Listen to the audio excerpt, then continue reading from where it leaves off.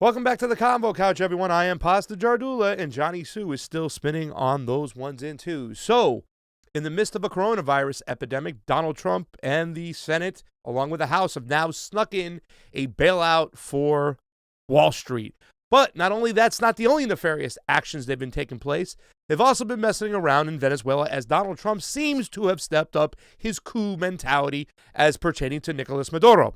With us today, we have a special guest, Al Suarez, who is a Peruvian-American who's worked on many campaigns like the Tim Canova campaign. But right now, he's also the producer of a documentary that's about to come out soon.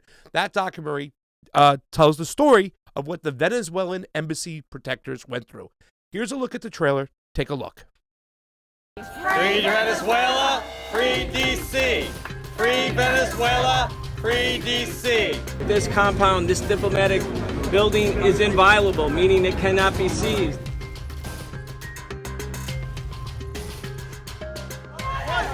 Preventing food from going up! Is the police stopping them from getting food into the building? You guys are breaking the law! Come on, inside! Shut up for a second! Come on, inside!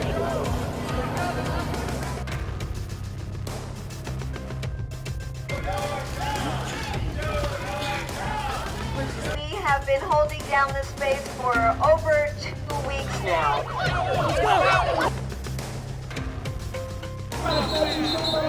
Back up. Y'all can do the job.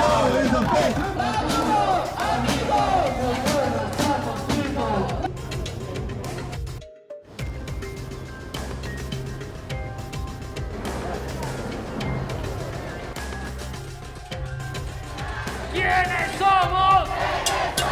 ¿Qué queremos?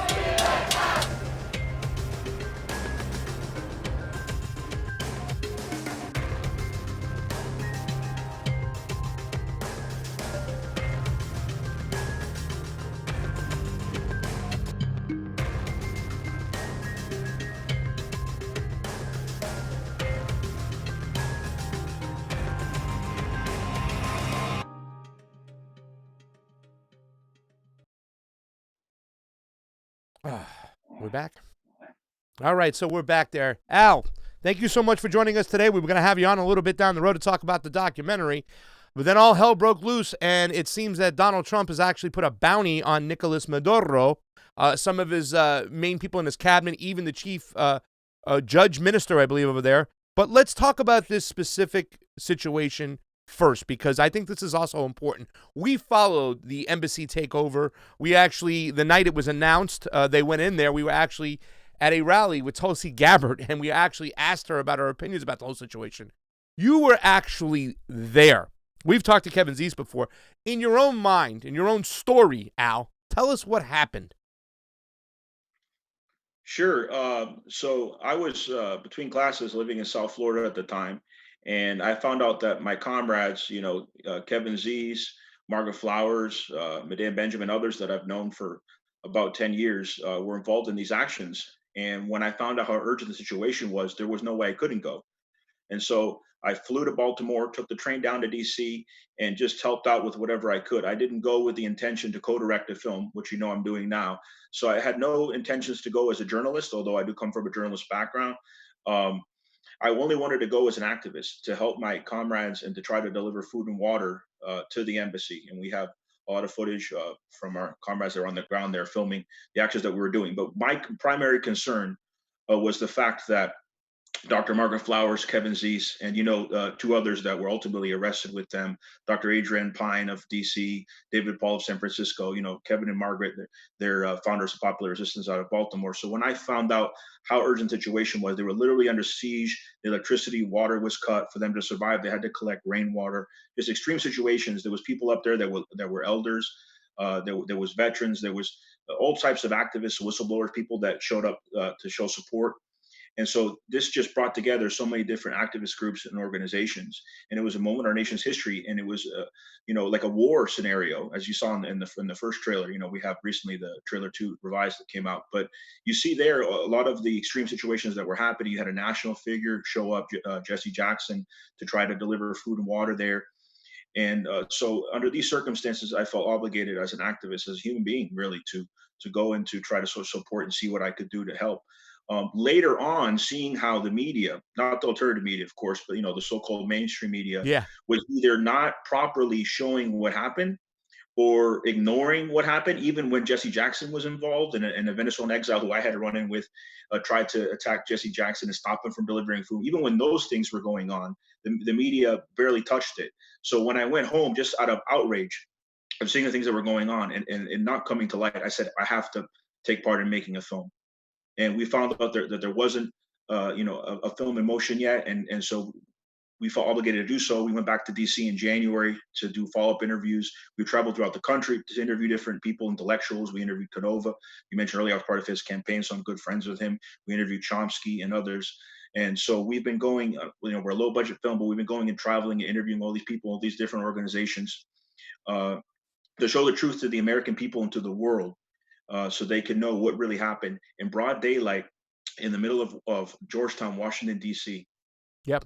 So, and thank you for telling this story. I think it's so important, and that's why we wanted to pick this back up because, a lot of us who, followed some of these candidates, these presidential candidates, matriculated towards like a Tulsi Gabbard because of the imperialism that the United States has.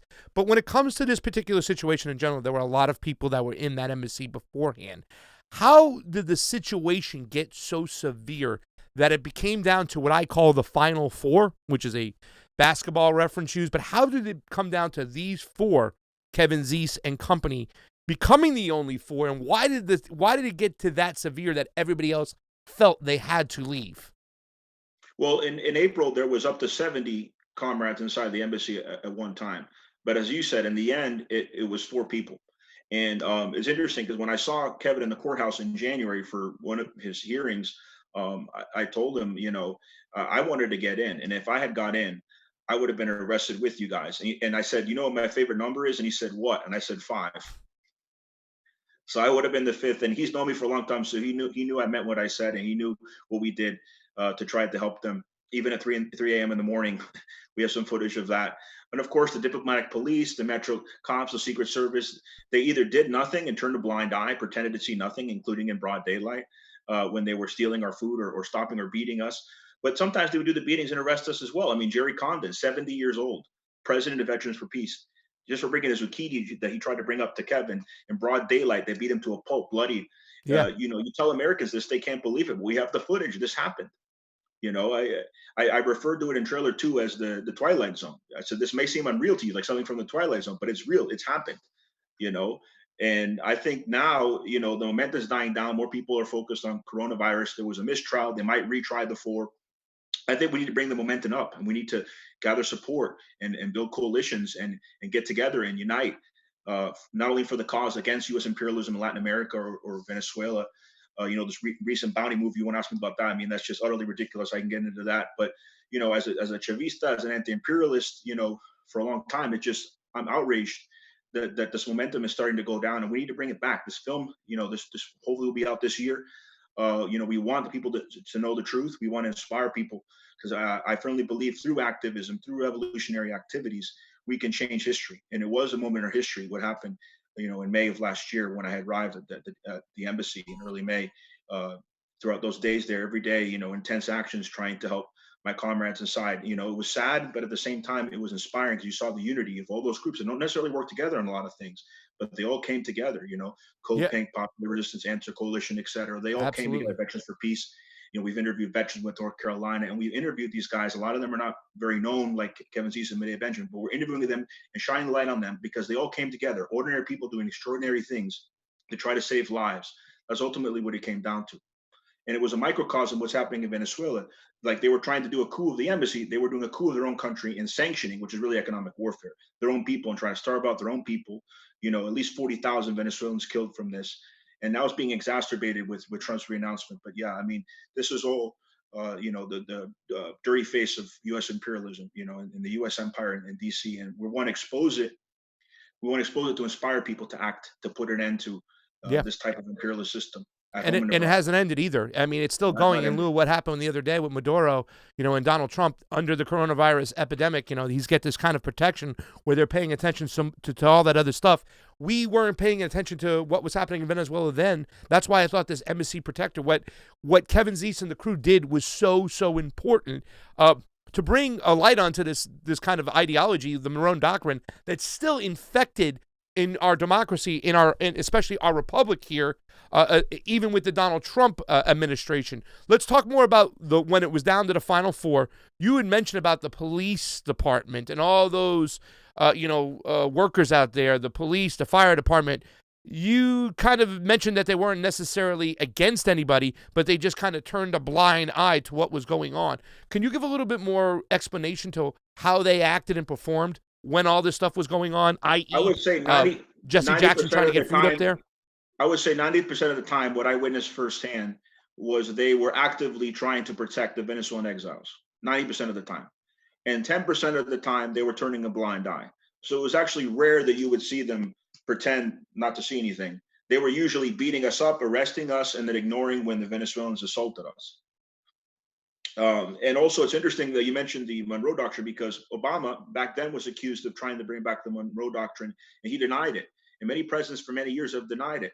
Bolton, who was fired soon after what happened in D.C., he openly admitted, he said, no, we're bringing back the Monroe Doctrine. And he lied to Trump. He said, oh, yeah, we're going to go in and do these sanctions and make this fake president. Maduro will be out in a week. He underestimated the determination of the people of Bolivar. I'm a Peruvian American, and Bolivar was a great liberator of the South American continent, even part of Central America, including Peru. And he was the man that inspired Chavez in the Bolivarian Revolution. He's the man that Bolivia was named after. And you saw there was a coup there recently as well. So lots happened since last year. U.S. empire is starting to rear its ugly head, and we need to take it on. Yeah, I think before we get to the Maduro stuff, and I want to get to that about actually how the government is over there, because like you said, he had all these guys like Bolton, Elliot Abrams, they came into play. It's like, hey, we'll get this done 1, 2, 3.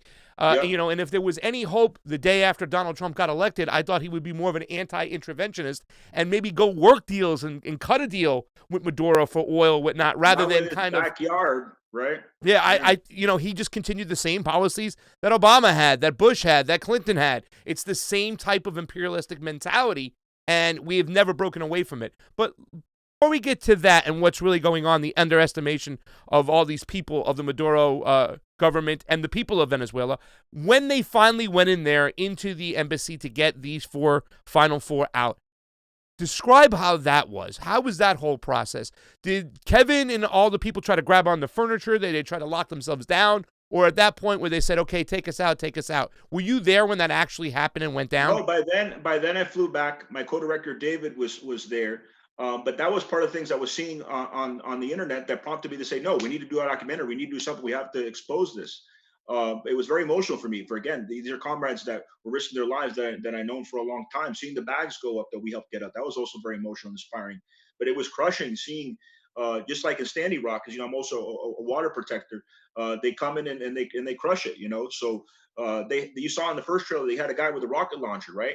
It was real. It was like a war scenario. They were coming in for 4 nonviolent activists that they knew were not armed, that they knew were under siege. They knew they were malnourished. Okay. And they went in like a war scenario to send a message, and they arrested them. And 2 jurors said, wait a minute. All the other jurors were like CIA, FBI, like that's what their jobs, admitting in court, right? But 2 jurors held out, and they had a hung jury. So 2 out of 12. And that's why there was a mistrial. Now they're trying to go after them again. But the government's trying to railroad them. They could have each got up to $100,000 fine, right? Because now they're going fines with Chelsea Manning and others. So they could have gotten the fines, or they could have got them a year in jail each, because it was the most severe type of misdemeanor in federal court in D.C. So they were trying to make an example out of our 4 comrades. I went up there to show support then. And, this is ongoing. But again, unfortunately, we're starting to lose momentum. People are starting to forget about our recent history. Therefore, the importance in this year 2020, this very politicized year, this year of the virus, people need to know what happened in our moment of history last year and prevent the government from making moves like this again.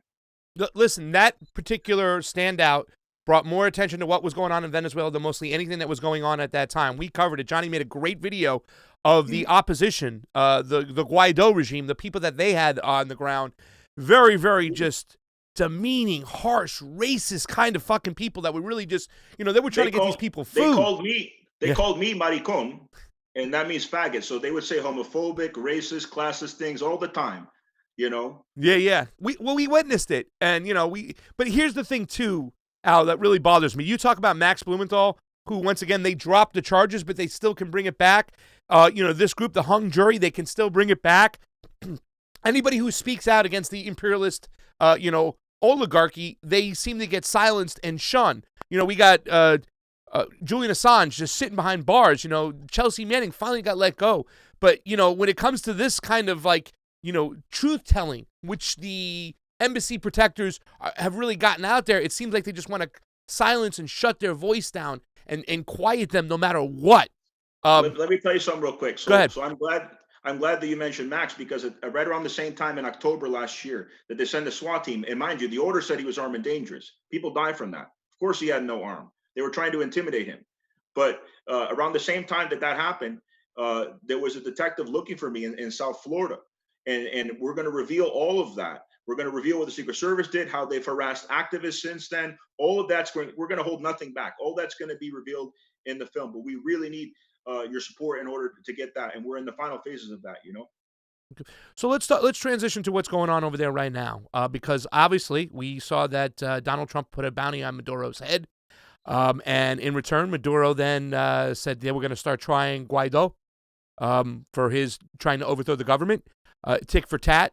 But what kind of government does Maduro actually run in Venezuela? As a Chavista, explain to the people out there what type of government is actually run there. Not what we're told by the mainstream media, but what actually takes place in Venezuela. Well, first off, one of the people that reacted to that said no country would dare put a bounty on Trump. And then soon after, Iran, not Venezuela, they wouldn't do that. But Iran's like, oh, yeah, 80 million for Trump's head now, right? Yeah. With the sanctions against them and the virus, then the killing of their general. But let me go into Maduro. So as Bolivarians or as Chavistas, after Chavez, dignity is very important to us. We're not going to just sit beside and act like servants of empire. Like the Colombian regime has done, like regimes have done for decades in Latin America. So of course Maduro was going to do a retaliatory move, not a suicidal one, not necessarily say, hey, we're going to have a huge bounty on Trump's head now. He's smarter than that. But the least he could do, because I've been pushing. I said, why are you been so soft on Guaido? Why'd you let Lopez, who's a terrorist like Guaido, live in his mansion in house arrest and then let him get released? And now he's hiding in the Spanish embassy. So it's like, so I was saying that was my only criticism of Maduro as a Chavista. My only criticism ever of Maduro has been, why are you too soft on the opposition? But also it's understandable, right? Because totally, if they arrest Guaido, the U.S. would use that as an excuse for absolutely. Yeah. But now, they're putting a bounty on Maduro's head. What's he going to do? Of course, they're going to try Guaido as a traitor. What would happen here in the United States if a guy was going around? No, let's put it this way, Pelosi, right? So let's rewind back to 2016. This is a very good analogy. Rewind back to 2016. Pelosi doesn't like the election results. And she says, okay, I don't like that Trump won. I don't like Hillary. I'm going to be the new president now. Yeah. And I want Russia to come and invade the United States to make sure I can be president. I want Russia to sanction our country and kill at least 40,000 of our people. That's the equivalent of who Guaido is. And I know people, I'm a Chavista, but I know people in the opposition that are moderate in South Florida, because a lot of the Venezuelan South Florida like Maduro, and they're outraged like Guaido too. And his own party threw him out. He's no longer the head of his own party. And Trump's still saying he's the president, still bringing him to the State of the Union, having Pelosi and the Democrats applaud Guaido. I know, isn't that disgusting? He's a puppet. He's a traitor.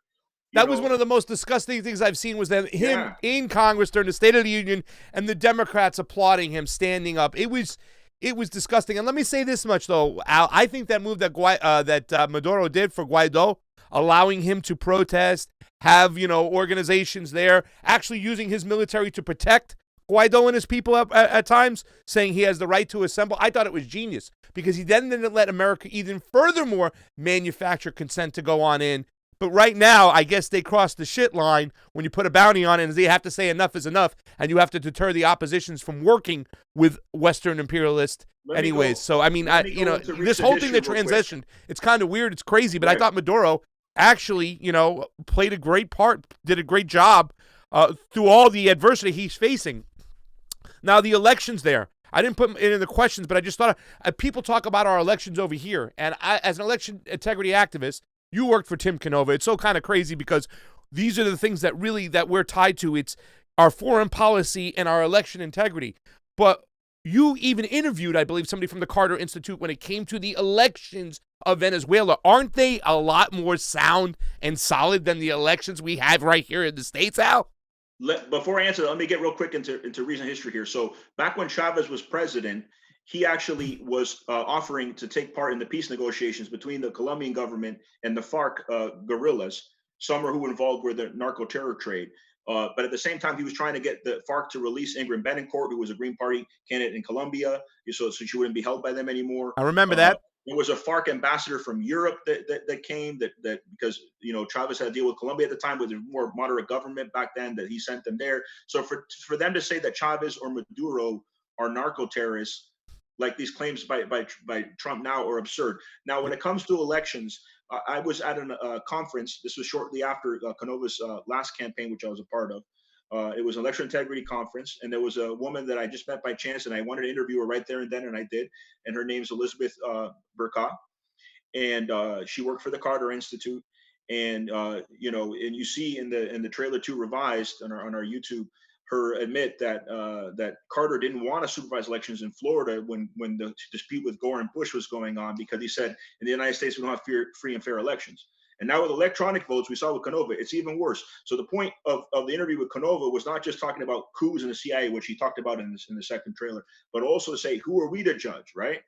And actually, if you vote in Venezuela, you get a receipt. Do you know that? Yeah. You get a receipt printed out showing how you voted. But here in the United States, with our capitalist system, you could buy something for 10 cents, a piece of candy, and that's worth more than a vote, because then you get a receipt, but they don't want to do that here. Yeah. So that's why the Carter Institute approved elections, on all the elections they supervised in Venezuela. That's why 150 international observers, I know a couple of them personally, that's why they approved the elections of Maduro and Chavez. They're a very democratic system. They had 2 candidates running against Maduro. The other candidates boycotted. They went under U.S. orders, including Guaido, and he never even ran for president. And Maduro still got 68% of the vote. Yeah. He ran against 2 moderate opposition members, and the majority of the people, the working class who had their conditions bettered in spite of the blockade, they backed Maduro still. Yeah. I mean, not for nothing, I'm going to use that as a tweet later on. Elections in America aren't as good as a 10-cent piece of candy, because at least you get a receipt for that 10% piece of candy. It's amazing. I'm going to use that later. I'm stealing your shit there, Al. I love that. Yeah, all right. So moving forward right now, when it comes to Maduro and the Venezuelan government, it seems they've outlasted every single shot that the Trump administration has thrown at them. However, it looks like Joe Biden's going to be the Democratic nominee, even though some people can't handle it. It means he's going to lose to Donald Trump. How should Maduro move forward, being that Donald Trump might still maintain his presidency for another 4 years, and he's been so hostile towards his government? I mean, is there any sign of Maduro breaking, and what should he do? Let me tell you, even if Bernie's elected, with the influence of the military-industrial complex, unless we have a real revolution here, Venezuela is still going to be dealing with an empire.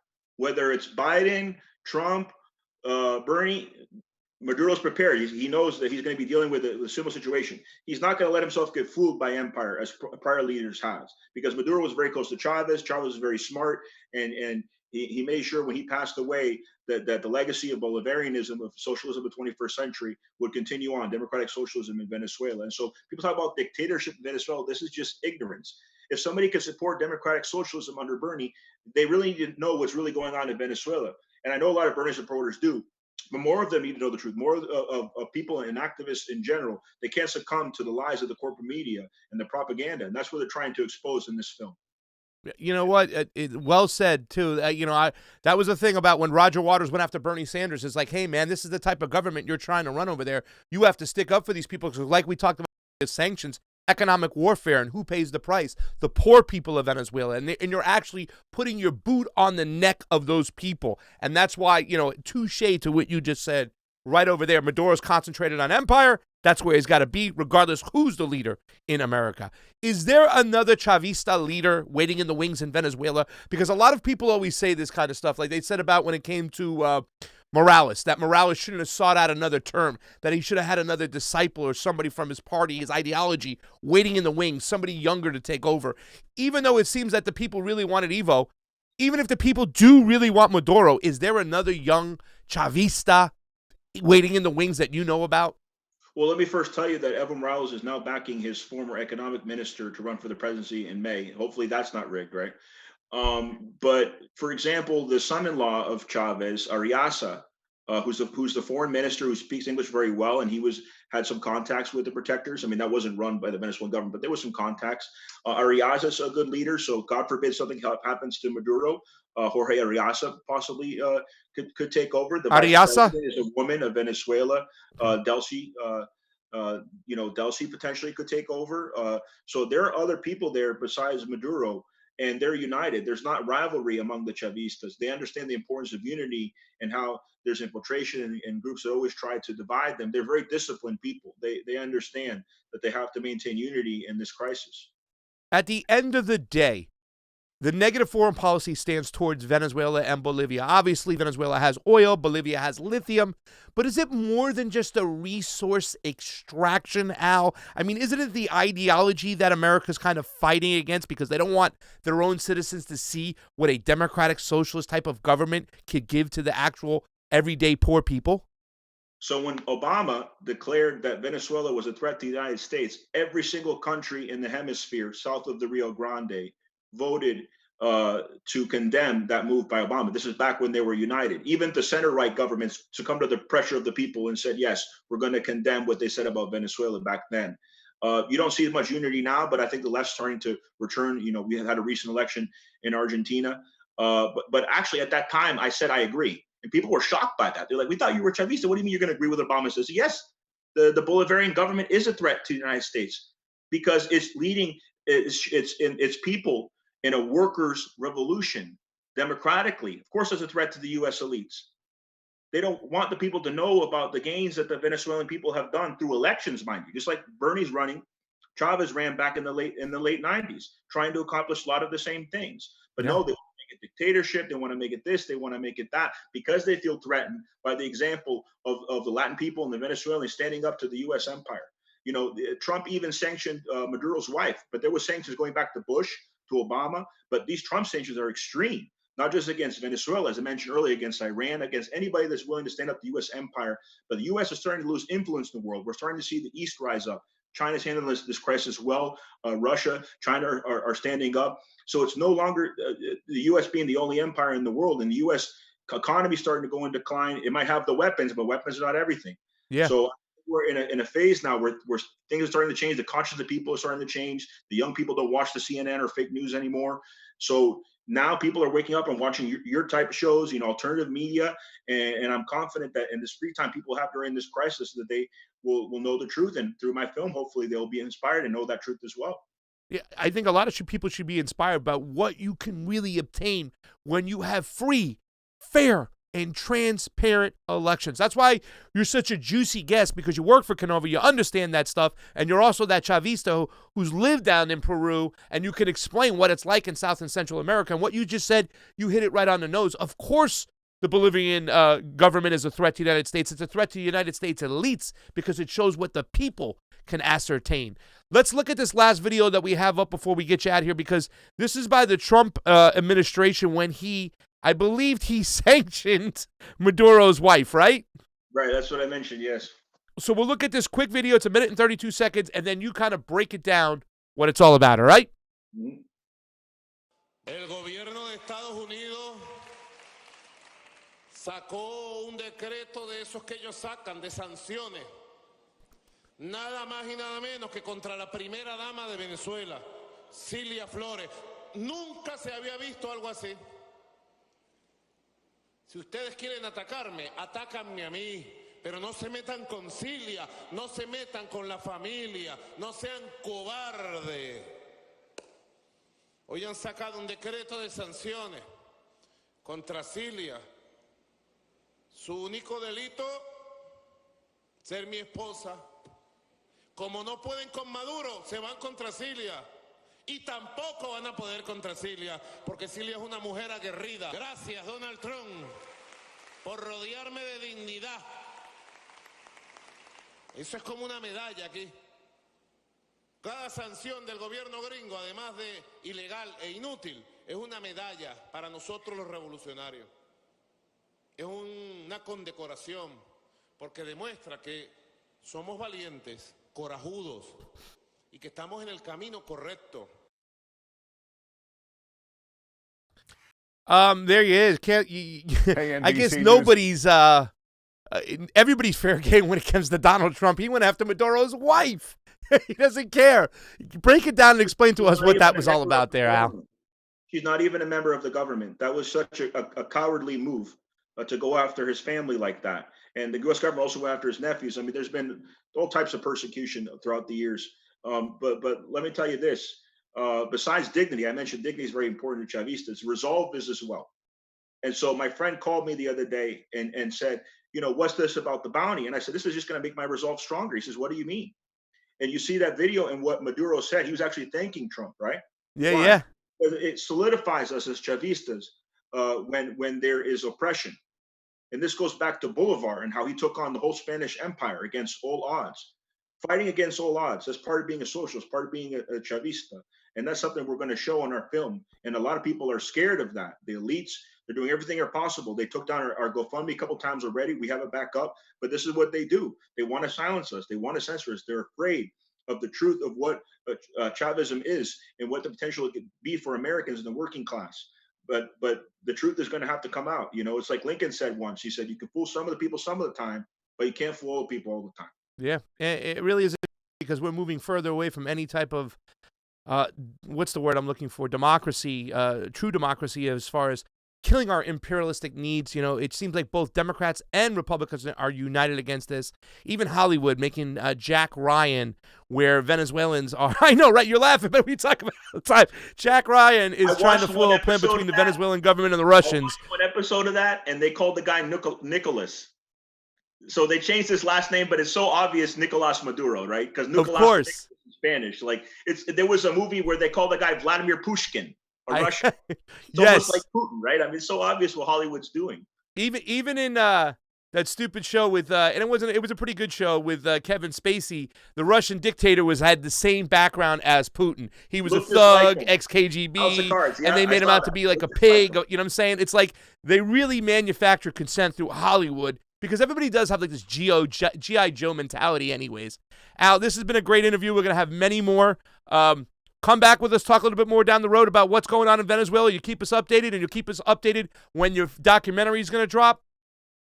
Yes, we were planning on it coming out by the end of April. It's probably going to be the end of May now because of the virus. Anybody can go on, if they don't have a chance to look on my Twitter or look up our GoFundMe, just go on Google and type in the words Embassy Protectors Documentary Fund. And it's the first thing that pops up. We're in the final phase. We really appreciate your help and the help of your supporters so we can get this out the way. And let me tell you, when Maduro makes a deal with the Russians, it's out in the open. It's not going to be a secret like this show they have on Amazon Prime run by Bezos, right? In Hollywood. No doubt. I mean, and I think Russia's been helping out Venezuela with what's going on over there as well, too, when it comes to the corona. If it wasn't for that, the U.S. would have invaded already. Yeah. So I might not agree with all of Putin's policies. I'm a socialist, but at least on his foreign policy, especially he's coming to the aid of these people and preventing all-out U.S. invasions. Yeah. Hey, listen, in Italy, I'm an Italian-American, but in Italy, the EU left them hang them out to dry. NATO hung them out to dry. It was who? Cuba and Russia and China coming to the aid. All the bad people, right? But yet they're doing all the good things when it comes to the pandemic. System, yeah. Al, we'll have you back on soon. All right, brother. Peace. Thank you so much. For Pasta Jardula and Jonny Tsu on the ones and twos. Venezuelan Protectors. Go check out Al's documentary. It's going to be coming out soon. CONVO out.